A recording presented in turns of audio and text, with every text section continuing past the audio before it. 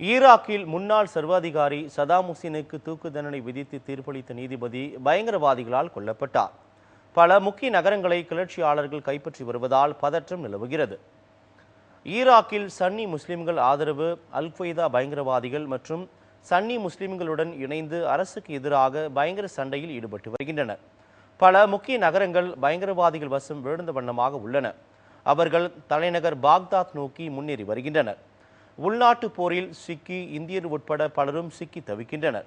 இந்நிலையில் Saddam Hussein உதவியாளர் இஷாத் இப்ராஹிம் அல்-நூரி என்பவர் தனது ஃபேஸ்புக் வாயிலாக வெளியான செய்தியில் ரசாயன குண்டுகள் பயன்படுத்தியதற்கு கடந்த 2006ஆம் ஆண்டு பாக்தாத் முன்னாள் சர்வாதிகாரி சதாம் ஹுசேனுக்கு தூக்கு தண்டனை விதித்து தீர்ப்பளித்த நீதிபதி ராவுஃப் அப்துல் ரஹ்மான் ISIS பயங்கரவாதிகளால் கைது செய்யப்பட்டுள்ளார் என்றும் அவருக்கு கிளர்ச்சியாளர்கள் மரண தண்டனை விதித்தனர் என்றும் கூறியுள்ளார்.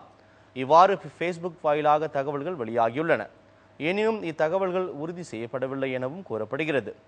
இதற்கிடையே ஈராக்கில் தீவிரவாதிகள் நடத்தி வருகின்ற தாக்குதல்கள் அண்டை நாடுகளிலும் பரவும் அபாயம் உள்ளதாக அமெரிக்க அதிபர் ஒபாமா எச்சரிக்கை விடுத்துள்ளார்.